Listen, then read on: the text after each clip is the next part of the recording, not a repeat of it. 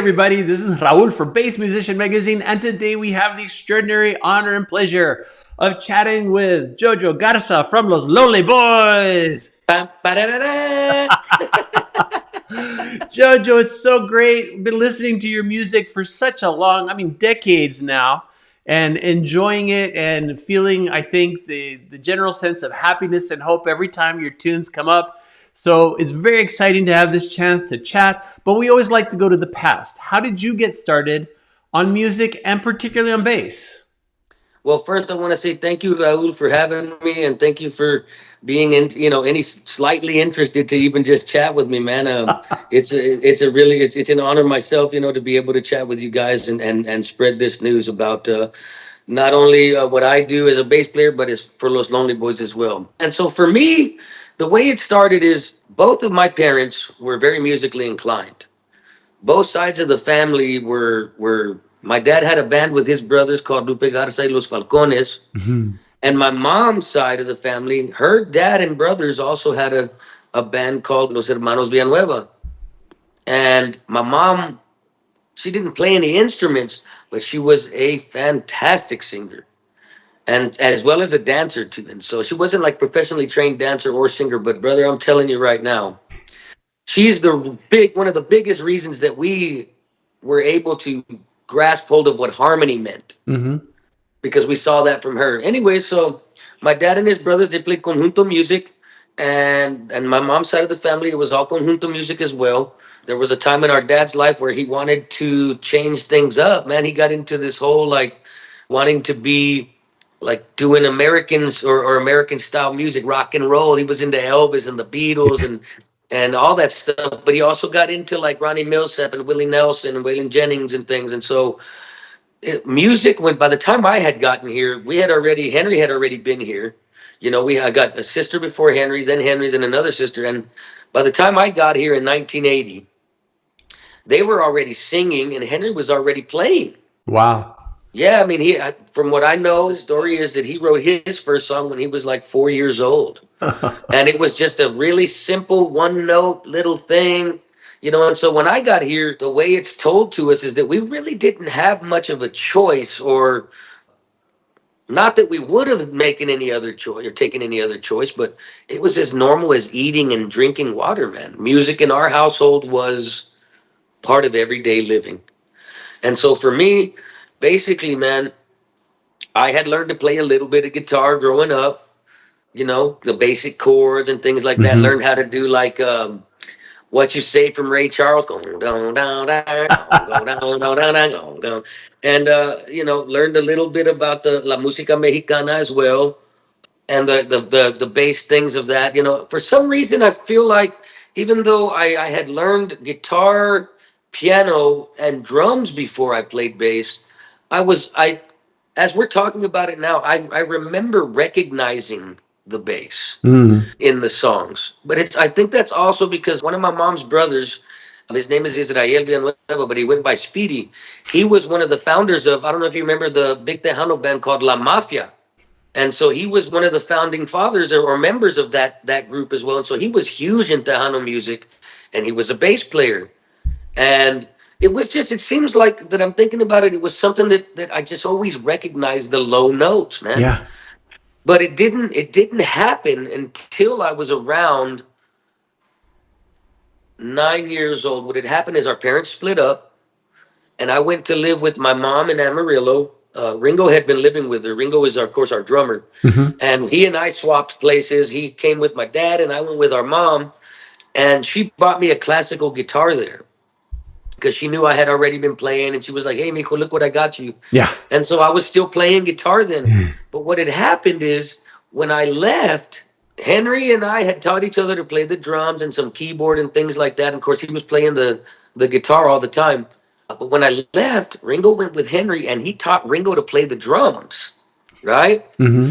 And so I didn't really know a lot of this was going on, man. I was just over there with my mom. But then we came back, and I mean, it was very different, man, at the time, because, somos pobres, we were pobres too, man. We didn't have a lot of things or anything like that, man. Our family we were rich in love and familiahood, Mm-hmm.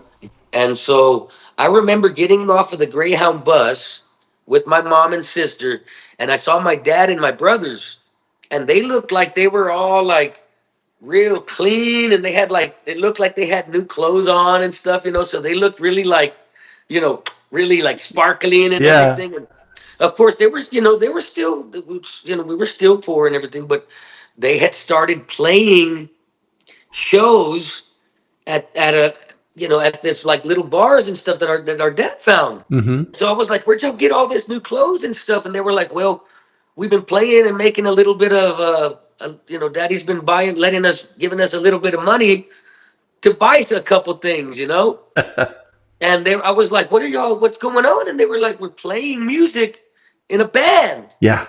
It's us and Daddy." And I was like, "Wow!" So I kind of went like, "Okay, well, what's going on?" They took me to the place that they played, Mm-hmm. and you know, I'd probably be sitting here for 5 minutes trying to remember the name of the place, but they took me there and they had a PA system, a small PA system, and the drum set up and everything, right? And I saw Ringo playing the drums, and I was like, "Hey, I'm supposed to play the drums because that's what I was playing when I left." Yeah.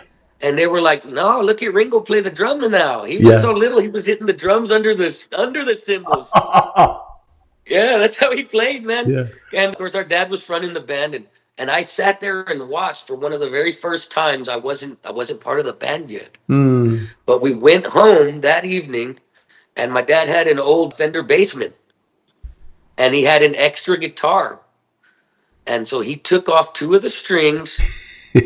This is how it happened for me, brother. Yeah. He took off two strings, tuned it an octave lower, turned all the treble off the amp, all the bass up, and said, "You're a bass player." And I was like, "This is not a bass, it's a guitar." And he was like, "This is your first bass." It was like an old Batwing Epiphone. Oh wow. Yeah, and it was four strings, and there it was, man. My dad fronted the band with his rhythm guitar. Henry played the guitar, you know, a lead guitar. Ringo played the drums, and they were like, I said, "I guess I'm the bass player then." Nice. So that's what actually happened, how I became a bass player, man. Cool. And are you self-taught from there on out? Did you just keep working it out on your own, or? Yeah, and so remember I told you that I had always noticed things about the bass. It was a lot easier with música mexicana, you know, norteño, but conjunto was our Mm-hmm. biggest influence. And so I had learned that on the guitar as a youngster, knowing the dun dun Yeah. dun dun dun dun, the kind of the box, you know, kind of playing. And so it translated easily to country music, Yeah. you know, because they were doing that, a lot of that. And then knowing like the boogie woogie on the guitar, Mm-hmm. I just played that on the four string bass guitar thing. Yeah. And so it translated well, man. And so I was definitely taught by our dad, you know, and we all kind of started teaching each other after a while. But yes, at some point, it was all up to me to learn what the bass was really about, man. And I'm telling you, when those days came, I mean, I was taken away, brother. I Yeah. had learned about, of course, like I said, my uncle was one of the most amazing bass players I had ever seen. And then my dad and you know, from my dad's side, his brother was a really great Mexican music player. You know, he Mm-hmm. wasn't nothing like crazy fancy or nothing, but I could see you know, the solidity in what he did. But the first bass player I actually learned about that was outside of the norm of what I had known was Louis Johnson. Okay. And that, what had happened is we had these old they were called betas. They were like little bitty I like remember. VCRs.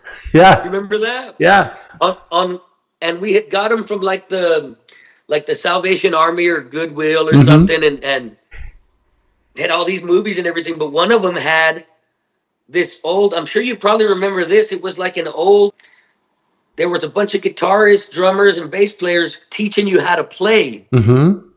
It was this old like learners kind of thing, Yeah. and we didn't actually have an actual learner. It was a video mostly of Albert Lee, the picker, chicken picker. Mm-hmm. But there was this one section where it showed Louis Johnson, and it had showed a couple of other bass players. But what Louis Johnson, when I saw this little clip, he was doing his classic. I mean, and I'll get the bass here and show you what the. Yeah. It's not on, but I think you'll know what I'm doing. It's the basic. Uh-huh. And I had seen that, and I went like, "What is this guy doing? Yeah. What is that?" And man, that opened the world. I mean, that just completely opened the world of bass for me. Like, and I know at that time I was probably still around. It hadn't been much, that long. I was probably between 11 and 13, maybe. Mm-hmm. And I had watched that video over and over and over. And you got to know, back in this day, you had to rewind it, Yeah. sit there and hold it, kind of thing, and then watch it again, rewind it again, Yeah. and so I did that 1,000 times watching Louis Johnson just.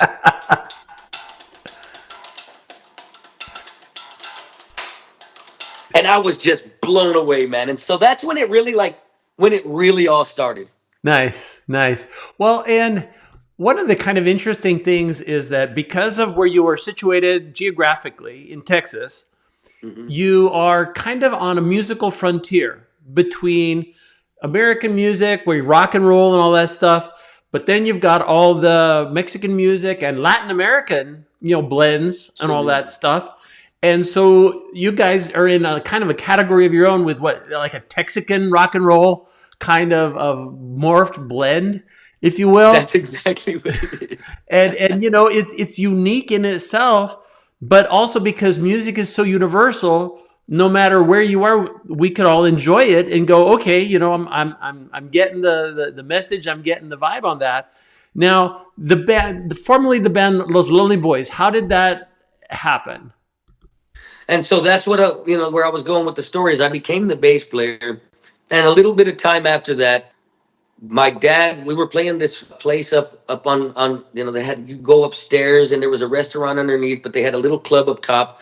And I remember there were some local heroes here. There was Tommy Gunn, which was David Tommy, and Bill Peanut Brown, and John Boone was the bass player. They were called Tommy Gunn, and then there was Delbert Snook and the Boogeymen.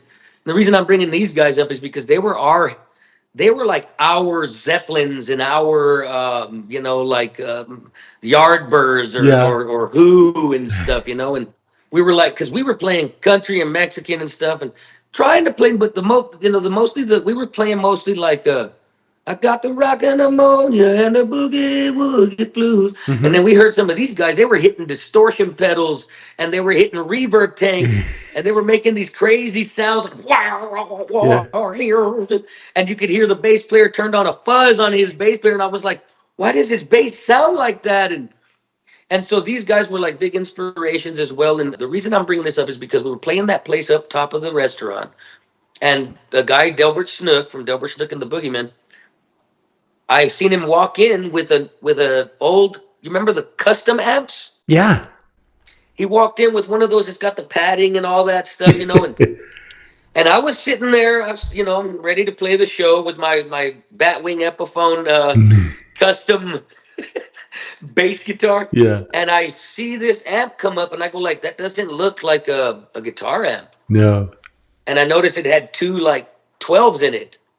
And I was just looking at it, eyeing it, going like inside, going like, could that be a bass amp for me? And then all of a sudden, I could tear up thinking about it because I haven't said this story in such a long time. But I remember out of nowhere, he pulled up this Kent bass. Okay. And it was a 4-string bass, man. It was like it's like an OP bass, Yeah. but it was called a Kent. And I got all ansioso. I was like, what? What? No, no, no, no. And I was probably 10 now. It hadn't been that much longer Yeah. since we first started playing. And brother, I got so excited. And he walked up with my dad and they handed me the Kent and they said, this is your bass, mijo. Oh wow. And I was like, so you can see I kind of getting like choked up Oh because I'm yeah. remembering it. Seeing my dad walk up and go, here's a real bass, mijo. This is your first bass, your first real bass. Nice. And man, I'm telling you, man, I was like, just, I hadn't seen Lewis yet. Still at this time, I hadn't Mm-hmm. seen Lewis or known about him yet. But I just got on it, and I was like, my brother Henry had played a little jazz bass in junior high, Mm-hmm. and so he was showing me the slap technique.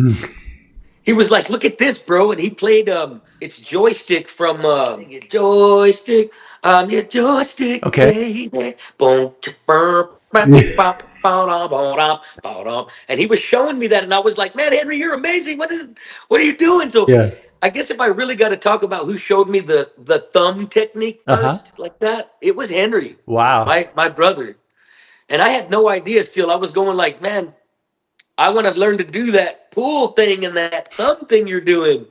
Anyways, man, it was we had a really, I remember that night because, man, I was actually a bass player that night, man. Wow. A real bass player, man. And it wasn't long after that that my dad actually said to us, "Okay, if we're going to take this serious, we need to have a name." Mm-hmm. We started coming up with the rattlesnakes and the aces and the fire flames or something. And Yeah. Ringo, we was está bien chiquillo, Ringo, and he out of nowhere he just goes, "Los Lonely Boys." And I think it's in homage to a song that our dad had written to us for us when we were little. He went, "I'm just a lonely, lonely boy," Mm-hmm. and I think Ringo had inside him, and he went, "The Lonely Boys." And then my dad went, "Los Lonely Boys." Mm-hmm. And that was it. Los Lonely Boys were born, man. Nice, nice. Yeah, Well, and in the name itself, it says an awful lot about where you're from. absolutely. So I mean, it's a perfect name, and there's been so many groups that have had bad names that they had to go.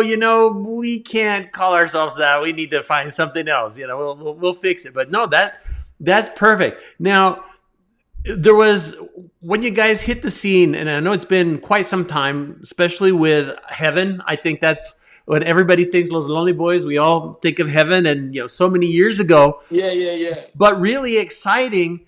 There is a new album after almost 11 years or so. Resurrection Yeah. is coming out this August. That's very exciting news. Tell us a little bit about this project. Yeah, it's been right around 11 years, 10, 11 years since we put any new music out. Through the entire time, I mean, we had been so busy, man. I mean, we were working, going across the world and around the world, and they told us we were going around it. I don't know if it was straight across or flat or any of those things yet, man. But we were hitting it, and so we were playing at least almost 300 shows a year. And so during this 10 and 11 years, we never stopped writing. Mm-hmm. Music is always there, always coming up with ideas and whatnot.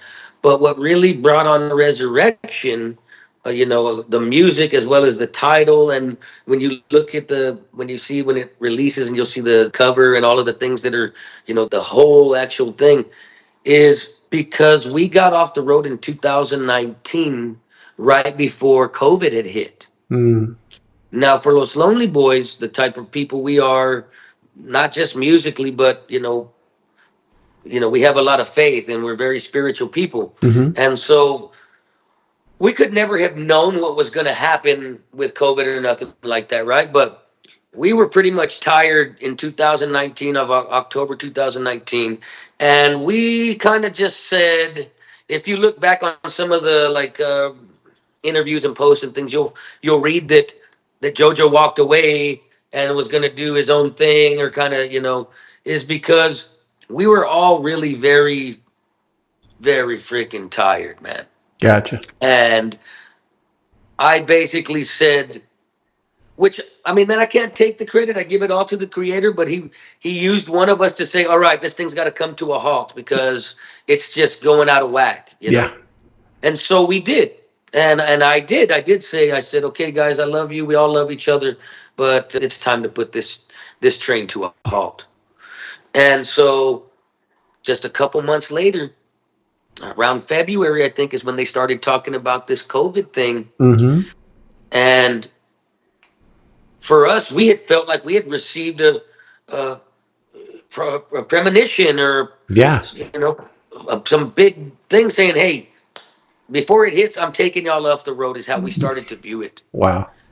And I mean, you know how it was. It hit the world hard, and for musicians, I mean, a lot of people for sure, Mm-hmm. but for musicians, no matter what we were going to do, Yeah. it was going to stop us.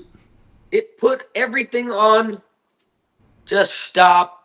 Nobody can play. You can't go to bars. You can't do this. You Yeah. can't get on planes. Whatever. It was really, really, really crazy, man. Mm-hmm. And so we didn't see each other for probably 3 months or something like that. You know, we took some time away from each other as well. And when we saw each other, of course, we really greeted each other with lots of love. And after all the hugs and kisses, we all started going, listen to this new song, listen to Yeah. this new song.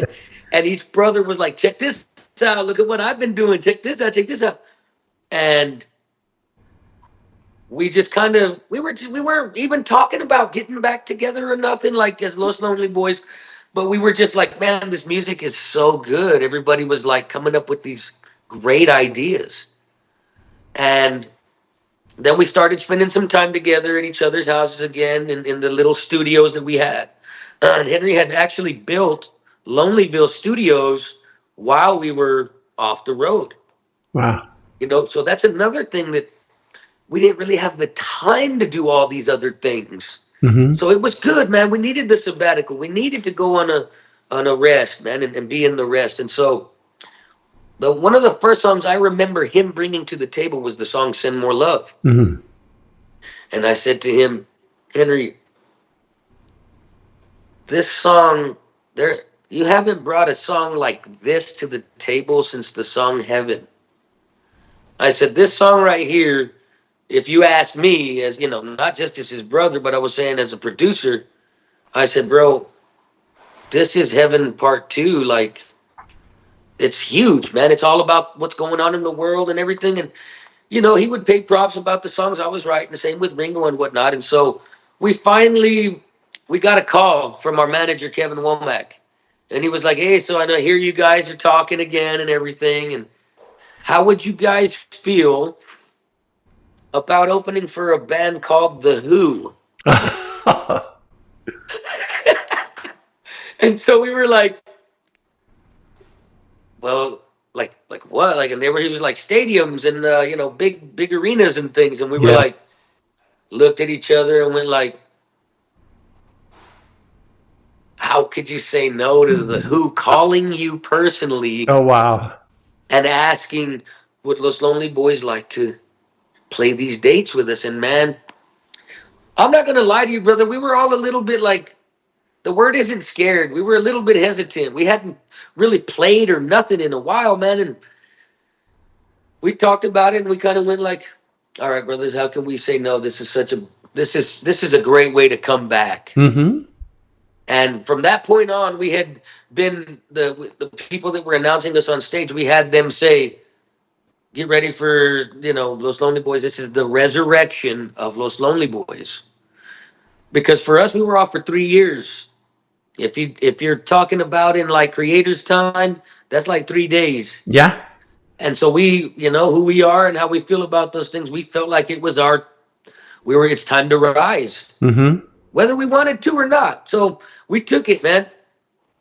Got back out there, started doing that, and then we just started going like, okay, you got 10 new songs. I got 10 new songs. Ringo's got 10 new songs.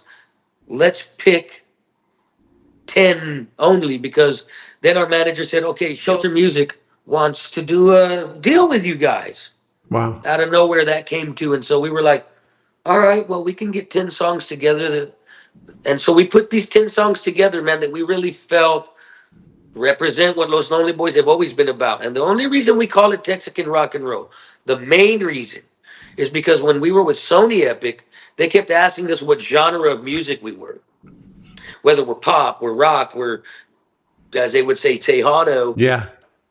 And we would say, look, is there not just a music category? Because Los Lonely Boys are music. Mm-hmm. You can't tell us not to play heavy metal if we want to. You can't tell us not to rap if we want to. If we want to use a big banda sound and tubas, and that's what Los Lonely Boys. They're like, no, you can't really do this. So we said, you know what? You classify us as what you want, but we're going to be called our own. We're creating a new genre of music, and it's Texican rock and roll, and Mm-hmm. it's a blend of everything, all the music that has influenced us and inspired us throughout all our time. And so Texican rock and roll was born there too, man. And so it's been a while, but we're very, very pleased with this record. My brothers gave me the opportunity to sit in the producer chair and to do most of the production on this album. Mm-hmm. And so when you listen to it, you'll recognize that the bass sounds the best. I'm just kidding, man. I'm kidding. I'm kidding. And so I thought I took it such a great honor from my brothers to be able to trust me with that. And the engineer that we use, his name is Chris Jolin. He's our engineer now, and he's got his own studio called Opus Audio Labs out of Chicago. We did most of this record via internet. Okay. We were using audio movers and Zoom, and this guy, he's kind of a pioneer with what's going on in the engineer portion of Sure. it. And so we were able to record a good portion of this album from our own homes. And then when it came down to like the last, I don't know, maybe even the last 5 or 6 songs, I know we did 4 easily through the internet, but the last 5 or 6, we were like, all right, it's time to get together. Yeah. Let's get back together. Let's get in Lonelyville and let's all sit there and play and let's do it the way we do it, man. And so we're very, very pleased with this record. We feel like it is a great compliment to what we did with the album before this, which was Revelation. Mm-hmm.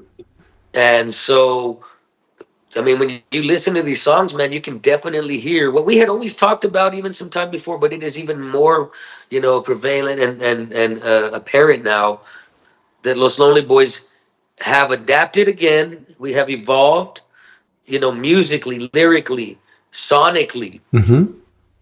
as well as you'll read in some of the credits of some of the work I did is also using some of the programming things as well. Yeah. And so we're doing all of that, and when you hear songs like Dance With Me, the bass on that song was actually I played synth and I played bass. Okay. And so I'm following every note that I played on the bass with synth, and we got this great sound, man.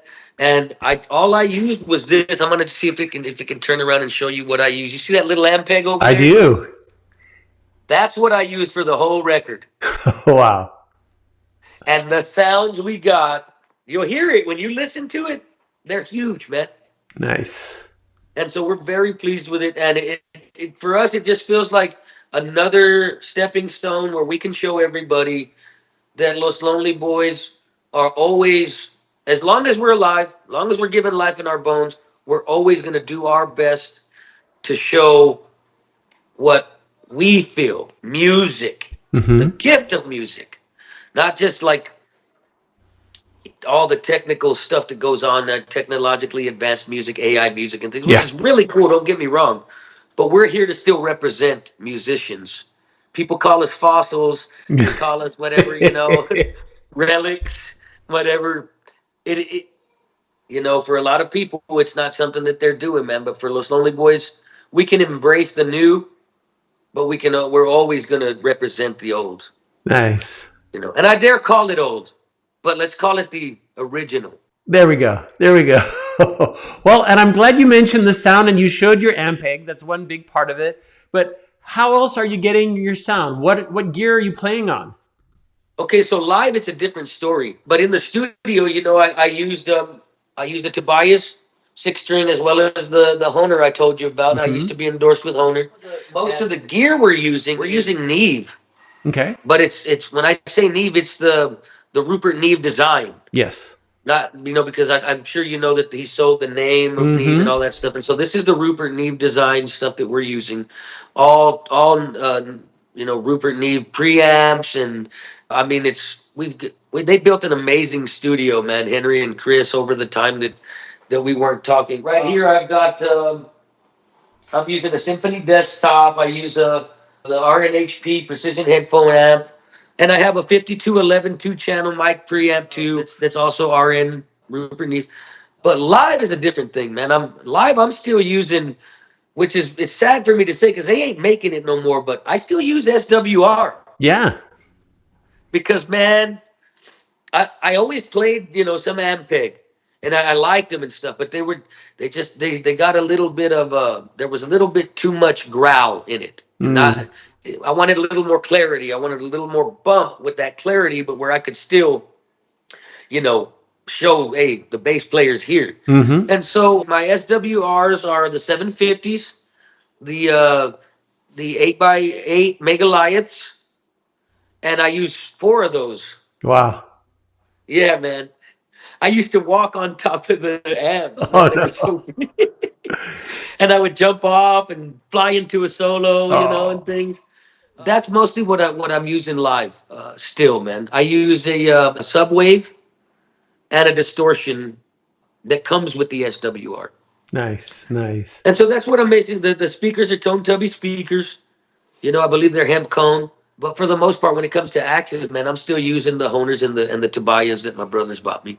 Nice. Well, the beauty of it is when you have something that works for you, you don't have to be searching anymore. And Right. I'm That's sure right. you've seen in the bass community there's a lot of gas, a lot of gear acquisition syndrome, where they're Oh yeah. still searching for the one. And Absolutely. you can fill your whole house and not have the one yet. So I hear a lot of guys talk, and I'm not gonna lie. When I was younger, and I was not very good at Spanish, and mhm. they would speak Spanish really fast, I'd get like kind of timid and almost embarrassed.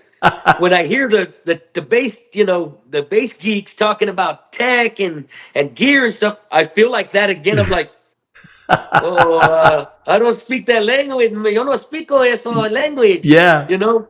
But I've learned to embrace my sound, the gear I use, and so I can talk about that pretty openly, man. Don't get me wrong; it is fun to mess with a lot of different things. Sure. Like I said, I mess, man, through a lot of those 3 years we were off. I played mostly synth writing and stuff. Just because I still would like to advance, man, and just hmm show that I love being a bass player. I love singing, but I hmm want to be able to show people that there's a lot more to this man than meets the eye There you or go. the ear. Indeed. Well, and as we look ahead, something to think about. I know you guys, with the album coming up in August, there's tour plans and Oh all yeah, kinds of stuff in the works. I guess if people want to know, probably the best place to look would be loslonelyboys.com, and they can check out the absolutely the dates. best place. Yep, absolutely the best place. There's also Facebook, I guess, which could kind of be like second place, and then hmm we're on all the social media platforms, man. We're on what used to be Twitter. I think it's called X now, and Yeah. and we're on YouTube, and we're on Instagram, and anything that's out there that's got to do with it. We're definitely got our team with us, man, and they're making sure that Los Lonely Boys are. We're doing everything we can to make sure that people know Los Lonely Boys are still alive, making music. Because one of the things we've heard over the years, even while we were still working, is, "Where have you guys been?" I know. And what it really comes down to is who's behind you, pushing you, kind of thing that gets you in the people's ears and their eyes. And hmm for us, it was like, look, we're still those cats that do it organically. We're still out there playing and meeting the people and signing some autographs and playing the shows, man. Yeah, nice. Well, and again, you're absolutely right. The way the world has changed from when you were looking at Betamax and record album companies were controlling what got heard where, which again, geographically, that was one of the things I experienced because I lived for a while in Juarez, in El Paso. And we would Uh, go across to Juarez and you'd have a whole different set of music oh because the yeah, labels that were there were putting out stuff. And then you'd have what was playing on the El Paso side. And then, yeah, everything that we were getting was what was the radio was giving us. And you know how back in the day they play the same song all day long, it'd be every hour. You'd hear that same song 3 times. that's And right. I used to get a favorite song and I'd call in and ask if they'd play it. They never would because it wasn't in the In rotation. rotation, Yeah. right? So we know you've been around all this time, but resurrection is an exciting thing for all of us. The message of hope Thank you. and healing that I find in your music is very welcome, especially after everything that we've been through and the things that we're still going through at these Amen to that, times. brother, man. Amen to that. One of the things we tell people is the main focus of Los Lonely Boys music is, or the main message is, it is love. Mm-hmm. It is hope. It is healing. It is, we can make it. There you The go. the the the human spirit is one of the greatest, if not the greatest creations of all creations, man. And he even said it himself, man.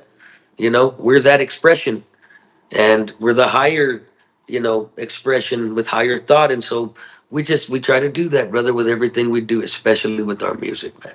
Nice. Well, Jojo, we appreciate you taking time out of your busy schedule. I know you've got so many things going on, but I'm very grateful that you took time to sit down with us. Folks, you've seen him here on Bass Musician Magazine, Jojo Garza. Thank y'all very much.